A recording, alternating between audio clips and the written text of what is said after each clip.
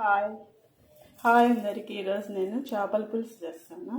దానికోసం చేపల పులుసు కోసం కొంచెం కొబ్బరి, ఒక మూడు ఆనియన్స్, కొత్తిమీర, కరివేపాకు, మెంతులు, జీలకర్ర స్పూన్ తీసుకున్నా, 2 స్పూన్స్ ధనియాల పొడి, ఉప్పు, పసుపు, కారం, అల్లం వెల్లుల్లి పేస్ట్ ఇవన్నీ ముందు మిక్సీలోకి వేసుకోవాలి. ఫస్ట్ కొంచెం పప్పుతో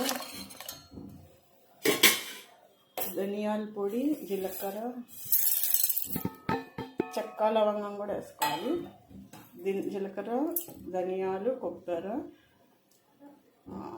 ఇది మెంతులు, ఒక చెక్క, లవంగం, 2 లవంగాలు, 2 చెక్క. ఫస్ట్ ఇది మెత్తగా పౌడర్ చేసుకోవాలి.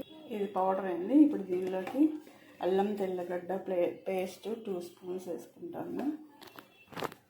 2 స్పూన్స్ ఆనియన్స్, తరిగి పెట్టుకున్న ఆనియన్స్, పచ్చివే అన్ని వేపక్కర్లు, కొత్తిమీర వేసుకొని అన్నీ మిక్సీ చేసుకోవాలి. దీనిలోకే కొత్తిమీర వేసేసుకొని ఇప్పుడు పేస్ట్ చేసుకోవాలి. గ్రైండ్ చేసుకోవాలి. పేస్ట్ ఇట్లా మసాలా అంతా నిన్నగా ఎక్కడ పలుకు లేకుండా మెత్తగా మిక్సీ పట్టుకోవాలి.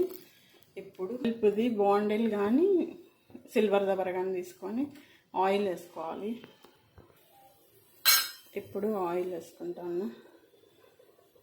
ఒక 5-6 స్పూన్లు ఆయిల్ పడుతుంది. ఇందులోకి కరివేపాకు వేసేసుకొని ఈ మసాలా ముద్దంతా వేసుకోవాలి.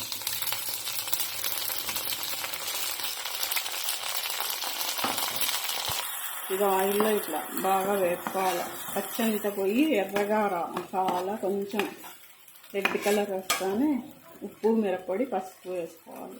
ఇట్లా కొంచెం ఎర్రగా వేగినాక పసుపు వేసుకోవాలి. 1/2 స్పూన్ పసుపు వేసుకుంటాను. ఒక 3 స్పూన్స్ సాల్ట్. నేను 1/2 కిలోకి చేసుకుంటాను. 1/2 కిలో ఫిష్ ఫ్రై ఎక్కువ చేసుకుంటా కాబట్టి పులుసులోకి తక్కువ ముక్కలు వేసుకుంటాం. పులుసు అయితే ఇది కేజీకి కూడా సరిపోతుంది. 3 స్పూన్స్ సాల్ట్, మిరప్పొడి 3 స్పూన్స్ మిరప్పొడి వేస్తాను. ఇప్పుడు దీన్ని బాగా మిక్స్ చేసుకోవాలి. దీంట్లో ఇట్లా మసాలా అంతా ఎర్రగా వేసేసుకోవాలి ఫస్ట్. మళ్ళీ ఇప్పుడు చింతపండు నేను ఒక నిమ్మకాయ కాదు, ఇంకొంచెం ఎక్కువే, నిమ్మకాయ సైజ్ అంతా కాకుండా డబల్ తీసుకోవాలి. తీసుకొని నానబెట్టి బాగా గుజ్జు తీసేసుకున్నా. ఇది పోసేసుకొని ఇది సూప్ అంతా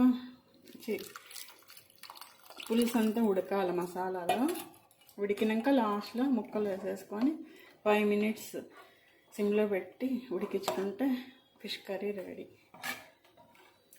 ఇప్పుడు ఇది మూత పెట్టేసుకొని ఉడికించేసుకోవాలి.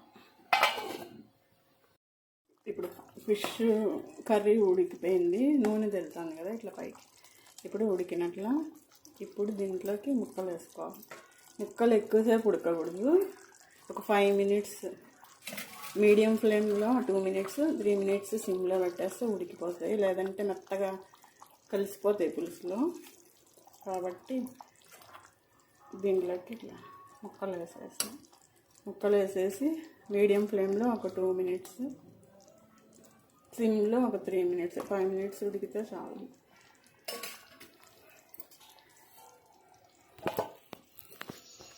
ఇప్పుడు ఫిష్ కర్రీ రెడీ. ఫిష్ ముక్కలు విరిగిపోకుండా నీట్గా వచ్చినాయి. ఉడికిపోయింది. ఇది ఎక్కువ ఉడికిస్తే మెత్తగా అయిపోతాయి. కరెక్ట్గా ఉడికింది, చెదరకుండా.